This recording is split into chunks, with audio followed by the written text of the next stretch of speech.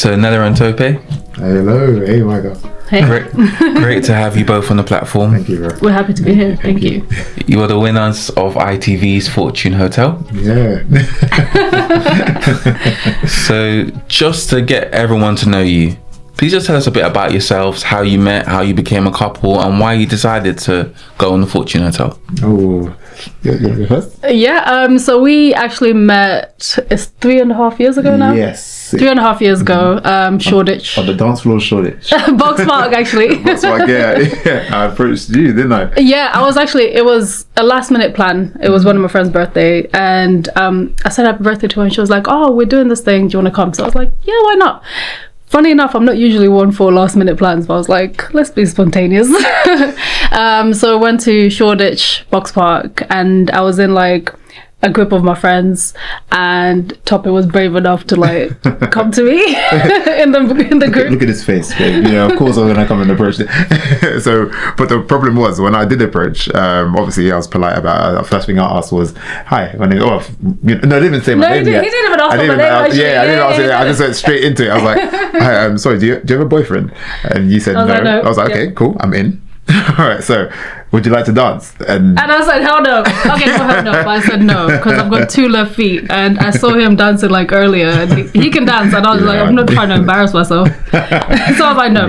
Yeah, and it's so funny because after that moment, like everything that happened then was just natural. So we got to talking, everything was just like kicking off, and we noticed that we're both in finance, and we had a lot of. But actually, what I really enjoyed about his approach was it was very respectful. So even though I said no, I didn't want to dance, he did actually say, "Oh, do you mind if I just dance next to you?" So I was like, "Yeah, why not?" And then that's when we started like having that chat. I think if he didn't say that sentence, we probably wouldn't be here right now. Yeah, that's crazy. Yeah. Wow, and the Fortune Hotel, how did you end up on that? Yes. Yeah, so we actually watched the first season. So we watched the first season and really enjoyed it. The dynamic of the Fortune Hotel is quite different because you go into pairs, and I thought to myself, we could probably like apply. And as soon as I knew that the application process was opened, I told Tope, I was like, we have to go for it. Let's just try. He shut me down. Yeah, no, okay, wait. He shut me down completely. In all fairness, she's right. But the way I did it was like, there's like, what's the chances of us actually going on this show? What's the chances of us actually being picked and all that sort of stuff? Like, I did, like, doubt crept in, and I kind of, relayed that onto Nella. Yeah. But eventually, I don't know, your resilience in terms of like pushing through stubbornness. In terms of us to apply for this is the reason why we're here. So eventually, I caved in. I was like, you know what? Like, let's just do the recording for the when you apply, you have to do a video, like I think 1 or 2 minute video. We did that. We sent it off. I was just like, fine, at least we sent it off. At least I've kept her happy. And then we get a call back. So my justification was like, hey, at least if we do the application, we'll get a no from them. Otherwise, if we just say no to ourselves, well, if we just write off without even trying, it's kind of like we'll never know. So we gave it a go without actually expecting that we'd get a response. I guess with the Fortune Hotel, it's been an amazing journey. Like it's helped us grow, like, together, of course, closer together. It's helped us like understand each other's weakness in a way, and like confront it straight away. Like the fact that I can be pessimistic, but if I just open my eyes to like opportunities, look where I could be. It's been amazing, and obviously the bonus of obviously having won and the money, the financial gain. Very good bonus. It's helped us a lot. Like, we've created a solid foundation, and long may it continue. Really, really interesting. You said that. So you said it brought you together as a couple. Yes. Yeah. So my question, I think what my audience would want to know is how. Oh, good question. Good question. How? So for me, because it's quite intense. Like, whilst you're out there, although Grenada's beautiful, like, shout out Grenada and all the Grenadians. Grenada's beautiful. Like, so what it was is the fact that I was hyper focused. I was like, we need to win this. Like, I think overly determined to win, whereas Nella had that balance. She wanted to win, of course, but she also wanted to enjoy her moment. She didn't get to. You don't get to travel much, right? Like prior to Grenada, prior to Grenada, and like, she was doing a really good fine balance. And I think when I looked over to Nella, and when she was doing those fine balances, I was like, you need to be more determined. But what I learned was that no, I actually need to take in the moment, like be present, like rather than just thinking no, like I need to be on the go, I don't care what happens around me, and be tunnel visioned. It literally opened my mind. It opened my mind and opened my heart to whatever possibilities. So I'm glad it made me more of him. I agree. And for me, I think it would be being in that environment, like we both mentioned, it's extremely stressful. And to be honest, the only people that you can trust is both of you. So for me, it meant when we were making decisions, we had to make them together. So if we're saying this is what we're going to do, we made an agreement that if one of them says, yeah, let's go with your plan, that's what we're going to stay with. And I think what that showed is, if we're thinking about the future, creating a family or just our own family dynamic, it shows me that he would be the kind of person that if we go in with my idea, for example, he would be behind that and create a solid foundation with that. So I think that brought me closer to like seeing him as obviously my future and what our family dynamic would look like. So it definitely accelerated our relationship, and now we know for certain that we can trust whatever it is that our partner is giving us as advice or as an idea, because we've been through that game show and made it to the end. So I'd say would have been. No, I appreciate that. I think that's what's incredible about you two is, on TV you don't see like often a lot of positive black couples. We have Rochelle and Marvin, who are sometimes host on This Morning together. And you have other couples. You had Saka, who recently married his got engaged to his girlfriend. So for you as a black couple in the public light, how do you kind of manage the challenge of being on a reality TV series, because the cameras are on you all the time? It's not like you have a script and you can say we're gonna do this, we're gonna do that, but you won the hearts of so many people as a young black couple. So how do you kind of manage the dynamic between working on being a couple and your love life as a couple, but also being reality TV stars, which is ultimately what the Fortune Hotel is? I feel like we were under pressure. Let's call a spade a spade. Like we are the minority, right? Especially within that sort of game show. Fair enough. Yes, it's Grenada, and the Grenada's population is predominantly black, right? But it's the fact that we're there to represent not only our backgrounds in Malawi, Nigeria, like we're also representing who we are and I guess the friends that we have. So it's like we had to shoulder a lot, and obviously the community, and so we had to shoulder a lot, and I feel like firstly I feel like we did fantastic, so we thank God for that. But secondly, we definitely overthought it, because this is our first time being on reality TV, so we were like kind of second guessing like what we should say, what we should do, like because we at home we'll be ourselves, right? We'll eat certain foods, we'll like we do what was brought up to us in our culture. Free, exactly. Whereas here it's like, we were a bit shy, because obviously not a lot of people will be used to that. So I feel like it definitely put things into perspective. I feel like we did good, like there's no doubt about that. I'm really proud of us. However, yes, there was a burden to shoulder, and I hope that we navigated it okay to people's satisfaction. So, and I think I would add to that as well. When we went on the show, we wanted to come across as ourselves. Like if you were my best friend and you're watching me on the show, I would want you to say, that's exactly Nella.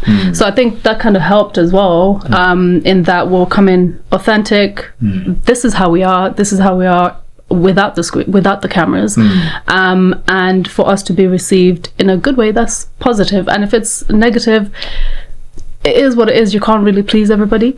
So I think that also helps with just the honesty that we came through. If anything, it's even reminded me, actually, there were times where I think usually I joke around and put on a Nigerian accent, right? And I thought to myself that I wouldn't do that, of course, because maybe like not, it might not be taken well. Not a lot of people might relate, but it just came out. It came naturally, I felt, and it was actually funny. People took it was funny, people laughed. So just being our natural selves, it's helped. That's incredible. And could you just talk to me about, the Fortune Hotel, how you filmed it, what the production days were like? Oh yes, of course. So it was 3 weeks. We were there for 3 weeks. Thank God. Yeah, thank God, because obviously, you see like Brian and Chelsea and Athel and John, like people that got eliminated just fairly early. I think they only stayed there for like a week, isn't it, max? So obviously we didn't want that to be us, and and I'm sure a lot of people didn't want that to be themselves, right? But it's just it's the name of the game. So we were there for 3 weeks. We were filming literally 6 days out of those weeks, and you only have like one rest day throughout the week, and that's the chance that you can actually go and somewhat explore the island. Well, I guess the Fortune Hotel side of the island, so you can walk along the beach, but you can't go all the way to the other side, if that makes sense, because the welfare has to track what you do, and make sure you're not cheating. But also in terms of filming days, they were actually very long, so would be mic'd up like maybe 6:37, and then we'll be ending maybe 12 a.m. sometimes. So it's crazy because they end up packing like all of those into just like 45 minutes, but there's a lot more that actually ends up happening behind the scenes, basically. But I guess the positive is the fact that because we made it to the end, and obviously people were whittling down, like going back home, the days got short. The days got a bit shorter, so it was a lot more manageable, if that makes sense. But just on the interesting aspect, because when you're filming that long, there can be a lot of stress on both of you. 100%. Yeah. So could you just talk to me about that? Because reality TV is something I've always known from everyone I've interviewed, from The Apprentice stars to Dragon's Den, how long the production days can be. Yeah. So I can speak on that, definitely. So the production days are, like you said, very long, and that can be quite taxing, especially if you're having to like pay attention throughout the games and all of that. And I think what was very helpful is we had a psychologist on site as well. His name is Howie. Shout out Howie. And basically he was open. If you were having a really hard time, you could just say, Howie, I really need to chat to you about like what's going on mentally. And also when you're in that environment, because it's a competition, it's very difficult to trust everybody around you as well. So that can take a toll on your mental health. So we had that support. But also I think both of us supporting each other. So when we notice that, maybe Tope seems a little bit tired, so then I'll step in and maybe be more vocal or tackle the tasks so that he can have a little rest. So I think coming in when you can notice that your partner is low on energy was also very important, and balancing that. And I would say rest as well, even though it wasn't easy to fall asleep when you're stressed, but the rest element. 100%. Like even on that point, like the first time someone got eliminated from the I guess the Lady Luck bar, so where you had to obviously give someone an early checkout card and they'd go and you literally wave them and say goodbye. I think that day, so it's the first episode actually, so on the first episode when we gave Athel and John the early checkout card from Fred and Min, I remember that night's sleep was the toughest. I remember having nightmares of like Athel and John like coming after me and Nella, because it's intense. It's really intense. Obviously they didn't do that, by the way, on the record. they didn't do that. It's just like it's like the psychological stress that you can get from a reality TV show. Like it hit me like on the first night, funnily enough. So yeah, it is intense. It definitely is intense. Yeah. And how did you kind of manage, the aspects of being on a reality TV show? What I wanted to kind of gauge from you is the thing I like about your story is it's very different to the other reality TV stars of interview, because they're mostly business orientated, whereas this is more like, it's not quote for quote, but more of like your Love Island, like more of like your not like that. It's more reality. It's more reality. So how did you kind of manage the pressures of actually being, and what do you find most challenging about being on this type of show? So I think you semi-mentioned it, but I'm just gonna elaborate. It's the talking to the people. So like when Nella said, sometimes I feel a bit tired, conversing with so many different people, and obviously trying to, because everything's tactical. Like you're like, although it's reality, it's actually a game. Like people, for example, on the contract, it says people can lie. So you can't necessarily charge them for lying. Like they can lie. Like so, if someone tells you their mum and dad and all that sort of stuff, they might even lie about those two things. So that's obviously just to gain an advantage, right? So yeah, it was really taxing mentally in terms of like trusting people and obviously, but we have to converse. We're in that sort of like phase of a show, right, where you do have to talk. Cameras are on you 24. So yeah, it's hard, man. It's hard. Yeah, it's hard. And what was your strategy going into the competition, and did it change as you went through? Yeah.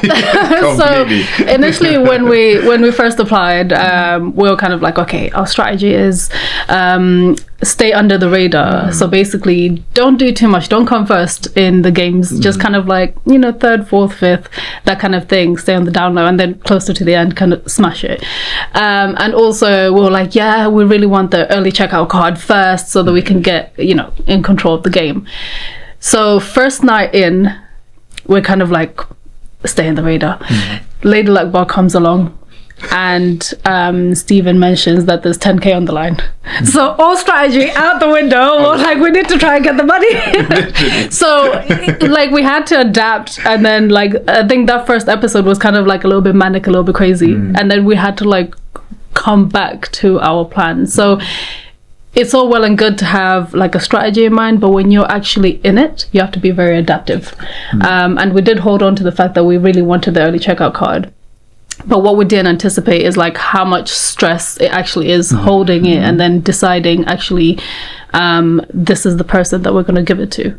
So I think it was quite taxing in that way. It's funny, like even you saying that we went back into our strategy. I feel like you're being nice to us, because I feel like when it comes to that sort of environment, like the Lady Luck Bar, even like holding the early checkout card, like you were saying, stress and pressure makes you stupid. Honestly, no, it makes you stupid. It makes you forget a lot of things that are very key. Like it's crazy because there were so many things like that we probably didn't pick up because we were stressed or we were under pressure, which was just obvious. It was right in front of us.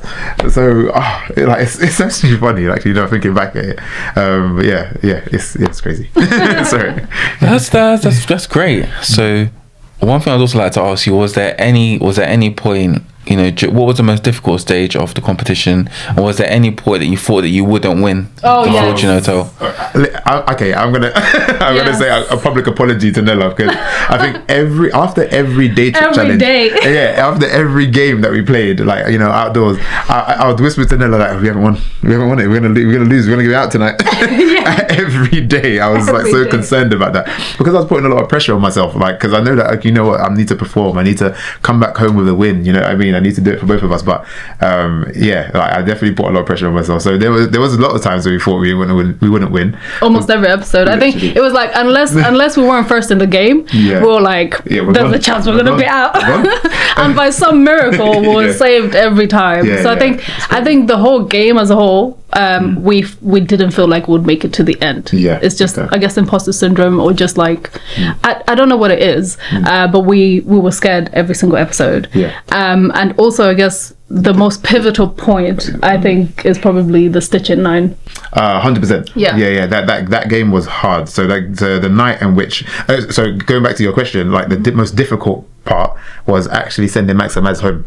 So and that only came about because of the most difficult challenge that we ever faced. I guess during our trip. No, it wasn't. During our time in Grenada. So if it wasn't for Nella like getting that clue, it doesn't really show it, but Nella actually is the one that got all of that, and it was a guess. Like, so thank God for that. So basically we had to go around the island and basically pick up words and make a sentence, and the sentence was a well-known phrase. And the phrase is a Stitch in 9 saves time. Which now I'm never going to forget, but I've never heard of that phrase in my life, like at all. And the way that we ended up working it together is literally just the rules of English. How do you make a sentence together? And I was like, this is how I think I'd make a sentence. I don't know what the hell it means, but it makes sense. And it was literally just by one word. So Tope thought it would be like a different word. And then he's the one that said, okay, we're going to go with your sentence. So we presented it thinking, this is probably wrong and we're going to be lost. And we had the early checkout card, so we're like, that's the end for us. And then he said it was right, and we were like, no way. No way. Eyes was like, This is a joke, right? Just making a sentence, yeah. So it was crazy. That was probably like, we felt worse, but that was the worst because we were like, we have no idea, Yeah. and there isn't anything in terms of skill set. Like we can't rely on maybe how fast Tope is. We can't rely on our math skills. Yeah. It was literally just A phrase out of that our we hands, have not- basically. have not heard of. Yeah. Now, Maz and Max, the difficult part. So yes, like this was the most hardest decision that we actually came across, because obviously they were, we really liked them. They were in alliance with us. We all wanted to go far in the game, and like I think when they gave us the early checkout card at the start of that day, we were like, they realize that they're doing two things. One, they're potentially eliminating a threat, and two, they're controlling who goes home tonight. So then we realized that we're on the back foot because of that. It's actually that game that made us realize that we're on the back foot here. Like we didn't get the best of the deal. So I feel like it was a bit of a you guys are playing it. Yeah, you guys are playing it the way it should be played. However, potentially at our detriment. So let's give it back to you guys as a means to say, you know what, we probably can't be in an alliance or 100% trustworthy alliance with you guys, and let's try to win this ourselves. So when you were forming alliances with people, were the people that you formed an alliance with at the start and then you didn't trust them later in the competition, or did it stay this consistent? Well, it's actually, because technically we did kind of form an alliance with them quite early on. So that was Maz and Max, and then even others. Because we were honest, we told people where the money was. There was a part obviously in the show where it landed in our laps. So we thank goodness, and we were able to withdraw 10k. Obviously we were truthful to our alliances. We told them exactly that the money's with us, and in hope that they'll be honest with us back and look after us too. Yeah, it was a way to kind of see like how, because obviously we said these are the cards we have, and then what are you going to do with that information firstly, and then secondly, if you decide to act on it, i.e. take the money or whatever the case is, are you going to share information back?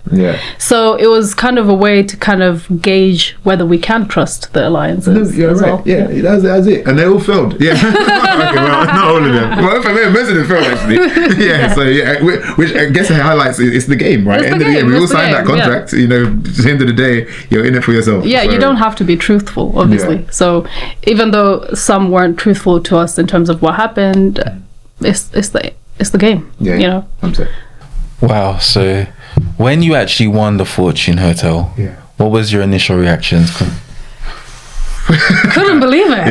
It was like everything we went through, thinking we're going to be out every single episode, and all the games amounted to that, and it was, and we didn't even think we would be on the show to begin with. So it was a lot of emotions on my part. 100%. Like it was like a relief. It was like, I feel like when obviously we opened the case and it had the money in it, like I went straight into prayer. I put my hands in my head, and I was just like went straight into prayer, because I was just thinking like, this is like, I've never known this would happen to us. Like we've never won anything. Like, that makes sense. Like so it was beautiful. I can't even express it. There's no words that can describe that feeling. It's just like, this is finally the end, and I'm so overly grateful to even have had the opportunity, let alone like end up winning it. We didn't believe it. 100%. I think what, actually, just to add to that, like, I've just gone cold, sorry. Oh, bless you. Like, just to add to that, I feel like when we went through that, we wanted other people to feel that euphoric feeling too, like in a way, if that makes sense. So like people that we we resonated with in regards to their reasons for being there, like we also wanted to help, because obviously we all came here for a reason, right, to win money, but for a greater cause. So that euphoric feeling, we thought, no, we can't just have it for ourselves. Like we definitely want to share. Like I think that's probably, well, that's me anyway. That's how I felt. I agree, because one of the, I remember like we were in a van together, and we didn't really discuss this. Brian and Martina were also part of the final three.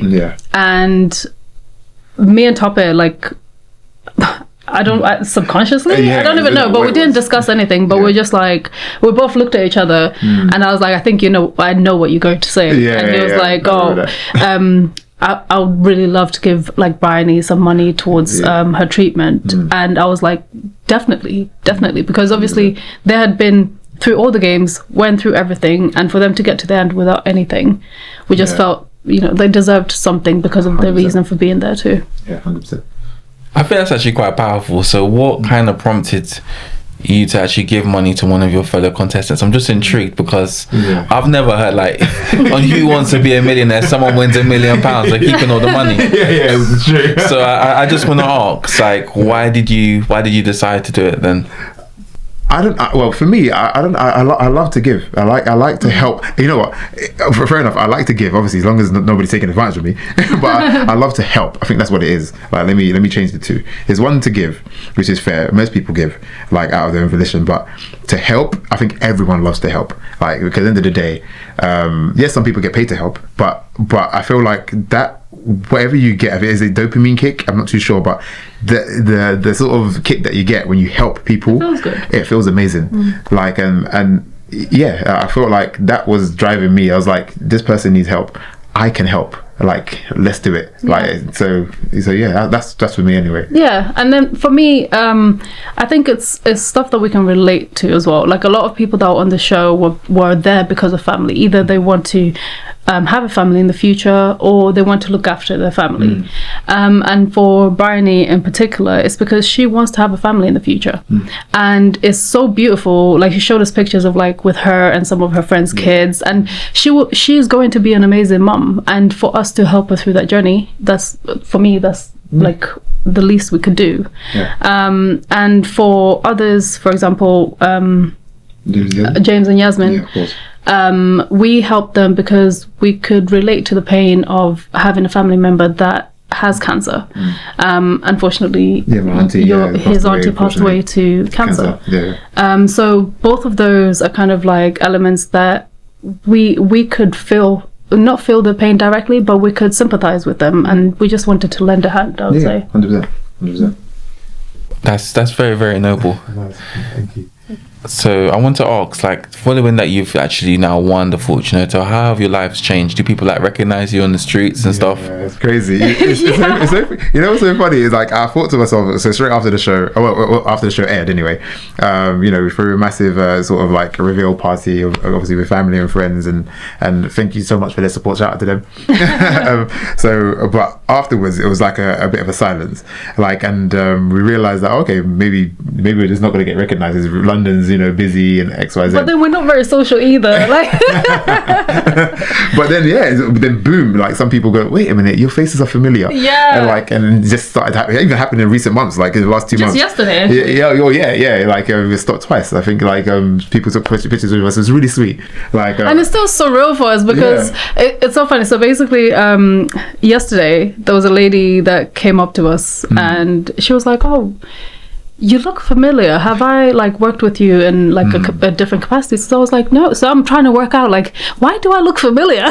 Like, just speaking to her. And I was like, we were on the show. Could it have been that? And she was like, oh, yeah, it is. So even for us, when people come up to us and they're kind of saying, like, oh, we recognize you, we're still, like, humbled and, like, taken back and like, oh, yeah, we were on the show. Yeah. So it's shocking for me. Exactly, because it happened over a year ago for us. So in terms of, like, the whole being on the show, obviously, yes, it was aired like August, right? But yeah, it's weird. But we're very grateful for it, because it's like, I would have never thought that, you know, this time last year, I would have never thought that, you know, we'll be speaking to you first of all. But also, I'd never thought that random people would be like, oh, I really enjoyed how you presented yourself on the show. You, like, as a black couple, you really presented well. We're so proud of you. That means a lot to us. So yeah, I think it'll always be new. It will always be a new feeling. It will always be new. I'll never get tired of it. I like, if you want more pictures, there, come along. I don't mind.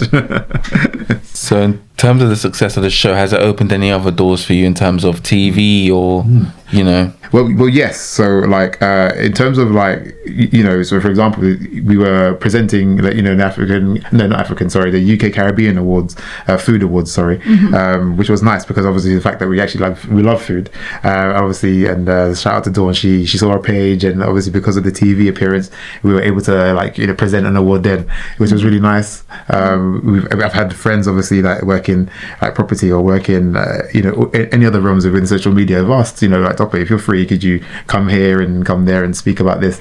Which was nice. I like the fact that I'm just helping. So at the end of the day, I'm using my platform. Yes, fair enough. We won, a game show, but obviously I'm more than a game show, right? So yeah, hence the reason I'm here. so I'm more than happy to give people advice or explain how to even lift yourself up and boost yourself up. I was at that pessimistic stage, but now I'm open to anything. Yeah. So yeah, that is it. So even when you win in the competition, there's now a really rich opportunity for you to build your own personal brand. Yeah, that's true. That's true. So let's say if you had to put it out there into the universe or put it out there into the public domain, what is it that you two would like to do? Oh, do you want to go first? Yeah, I can go first. So for me, I think my personal brand, I enjoy helping people. We both share that. So I would love to go into a space where I'm able to do that, whether that's more TV appearances to show that, anyone can be on a platform. That would be amazing for me. I've also got a finance background, so if there's any way that I can help educate people in the finance realm, that will also be amazing. As a female, fashion, I want to get more into fashion. That would be amazing. Yeah, of course, yeah. So in terms of the brand, there's a lot of stuff that I personally can offer, and I think that's why it's a little bit difficult to niche it down. But yeah, those are the main things. I think helping people, educating people in some way or another, because I really find joy in that. And then also if there's any more game shows, we can go now. I love that. But yeah, and then fashion last. All first. For myself, I love helping people. The same with Nella. I guess get a kick. So anything to do with charity or going there as a keynote speaker, just to encourage people to get into the realms of media, competition, or just like self-esteem, more than happy. Regarding the finance piece, 100%. So again, the fact that we're both in finance, we actually bonded. The reason why we're here is because we're both in finance. More than happy to help people when it comes to financial literacy. My goodness, I'm so glad that they're now looking to put sort of finance into schools. I think it's 2028 or 2029. Finally, if that makes sense. It's a long time coming, but yeah, just to help in terms of financial literacy, so help people just know what to do with their finances or make it stretch. And I'm a charismatic guy, so I don't mind hosting any TV shows or anything that comes my way in regards to media. I feel like that's a gift. I love making people laugh. I love making people happy. So anything that comes my way, I'll definitely take it. And he's an extrovert as well, so it comes easy too. Shucks. Yeah. So if there was any reality TV show you could star in, or any TV show, let's not just limit to reality. There you go. Yeah, thank God. What would it be and why? Good question. Any TV show?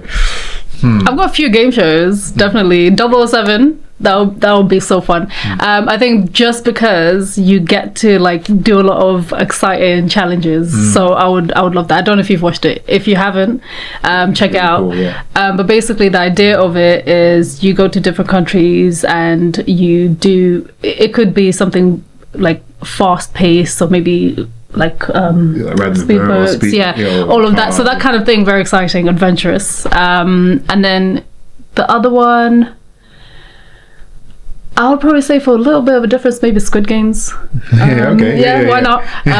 Try it out. And then there was another one on Netflix, which is similar to the Fortune Hotel. The $1 million something. The $1 Million Secret. Yeah. It's kind of similar to the Fortune Hotel. So maybe if we've done that one, then we'd be able to do that one. Yeah. So that would be, I guess, on the game show side of things. If it was just normal TV, if I've got a good business plan, then maybe Dragon's Den. But I need to test out the business plan first. I love that. Then do that, because that's also quite fun in the challenges that they give you. Oh, I thought you wanted to actually sit within the dragon, amongst the dragons. I don't mind that either. For myself, I'll say something like a show like podcasting, very similar to you. You're an inspiration, Michael. So the fact that you got big names here, just to share their story and influence, the masses is amazing. So something like podcasting, or something like This Morning, like where it's a factual based TV show, but you can also show your personality. Like I feel like it's a fantastic mix, because and if anything and you get Martin Lewis's sort of section where he talks about the finance, right, and everyone loves him and respects him. So, but yeah, he shows his personality. So it's something like that, something like factual, but you can also show your personality. Like I feel like that's a nice balance for me. So, yeah. What about that football show that Micah is on? The League of Their Own. Yeah. But it's coming to an end now. That's is it? Yeah. Shame. But it's won awards, of course, because it's factual, right? Sports, right? But then everyone shows their personality. Yeah, I would have loved that. I absolutely would have loved that. But yeah, there's something like that, definitely. So, and just to paint a picture in terms of your like newfound fame, what are some of the people that you've come into contact with through the Fortune Hotel? We came into contact with two like deputy mayors, one Hackney and the other one I think is Hounslow, and both of them was just so nice. Like they're really powerful women, really inspirational, and I like the fact that like they were honest with us, right? They recognized us and they were just happy to be happy for us. No, this is nice. I like that. I even sat next to his name's Emmanuel. I forgot his surname, but he's quite famous in the space of like finance. He was on TV. He works with another fellow called Bricks and Tips. When it comes to the whole sort of financial literacy. And shout out to Eman. He was it was nice to actually hear or be around him, if that makes sense. Like and rub shoulders with him. I wouldn't have done so if I didn't win. Or we didn't win. So yeah, that's just the name of you, I guess. Like I'm trying to think who else. Other contestants from different game shows as well. Oh yeah, yeah. So it's like a nice little community where we all just share our experiences and stuff like that. And I guess they all have that bug as well. It's like, what? Now we've been on TV, you've done the hard part. What's the next adventure? So it's nice to speak to them from different, the Inheritance, the 007, Love Island. No, not Love Island actually. No, I want to claim that.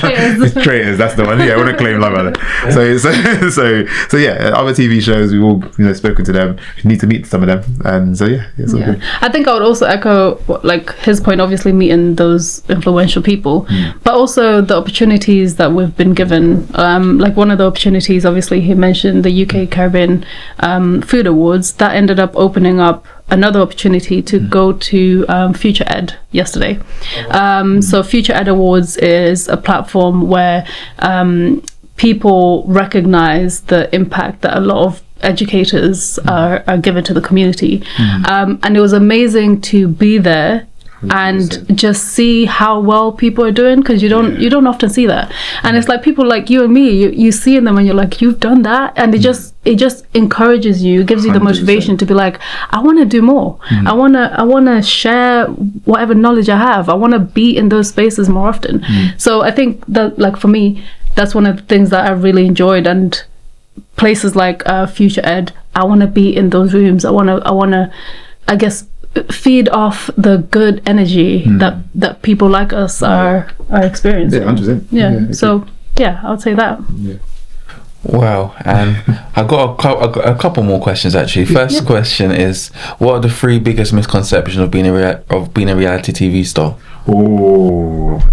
Each or 3 in total? No, the 3 in total is fine. The 3 biggest misconceptions. It's easy. Yeah. Oh, like, you went to Grenada, it must be easy. No, it wasn't. We were basically working. It's like 12-hour shifts, like you were mentioning. It's not easy. Like, it's not easy at all. What other misconceptions? I would say the second one is, when people are watching, even we're guilty of this. We're watching it and we're kind of like, I could have done this, I could have done that.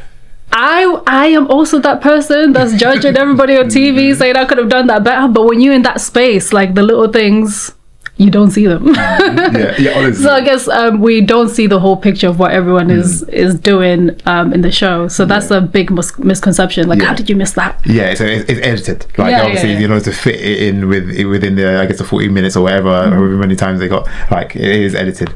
The third one is that the team around you within a reality TV show work twice as hard as you do. Like, although you're in a reality TV show, and yes, you're technically working hard or whatever, or you're just being there.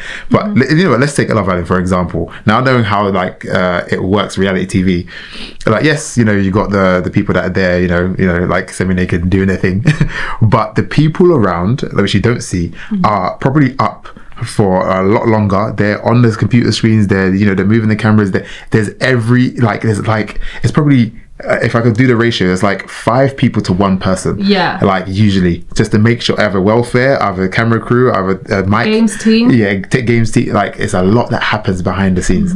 So that's the biggest misconception as well, where they just think that, oh, okay, everything is just cool. Oh, yeah, it's just the focus is on them. They're actually the team that do it.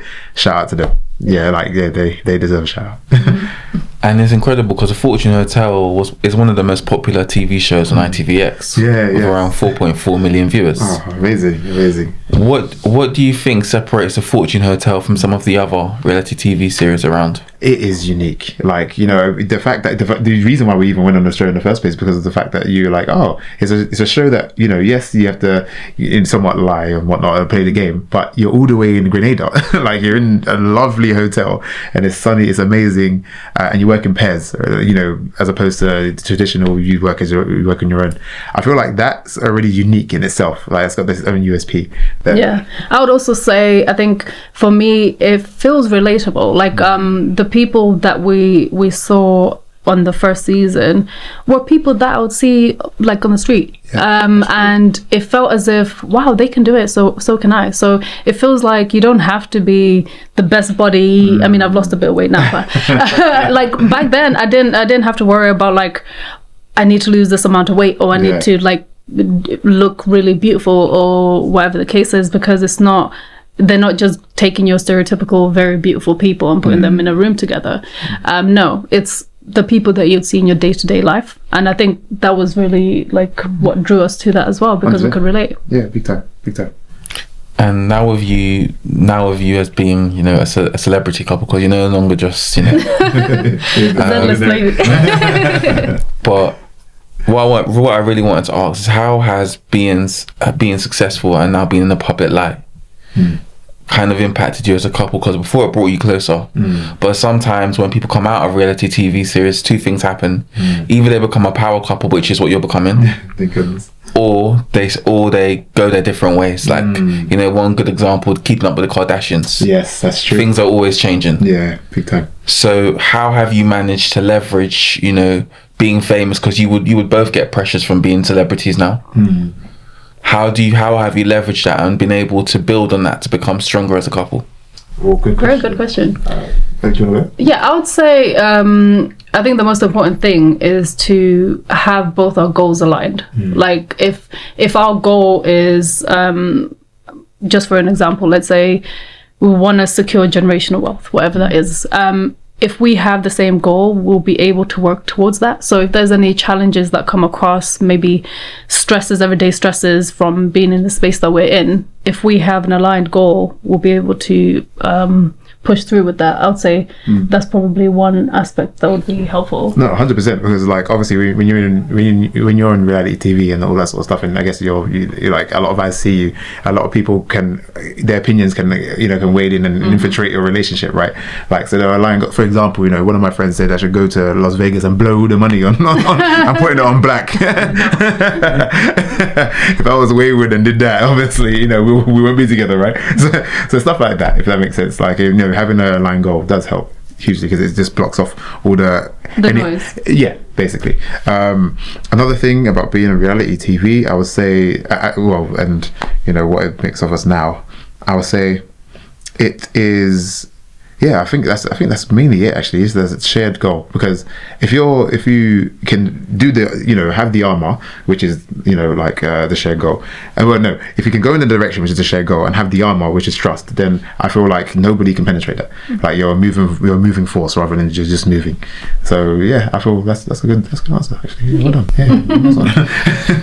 Yeah. That's really, really great. And the last question I'd like to ask you is, how can people connect with you on social media? Oh yes, so Ladies first, go for it. Yeah. So on Instagram, it's _ Nella with 2 A's. And then on TikTok, even though I don't use it very much, it's the same. But we do have a shared TikTok which we use more. And that's just Nellaa and Tope. Yeah. And that's the platforms that I use. Really, social media. Yeah, and myself it's at tops_ade. You can go on there, you can see me review food, you can see me, I'm going to be talking about finance very soon, so you know, I've got that new flame with me, so yeah, I'll be doing a lot more on socials, so yeah, tune in. Thank you so much both for being such great interview. I've really enjoyed the interview. Thank you, Micah, man. I really appreciate it. I was like, last question, damn it. I thought we had like 20 more. Reel off more. I can keep giving it to you. No, I was really appreciate it. No, we've enjoyed it, honestly. Thank you so much. Thank you, man. And also, since he wants to do something to do with finance, if you've got any tips on how we can have production like this. Yeah, my goodness. Listen, I don't think I was ready to start in my bedroom first before I reached Micah's level. All right, thank you both for such a great interview. Thank you, bro.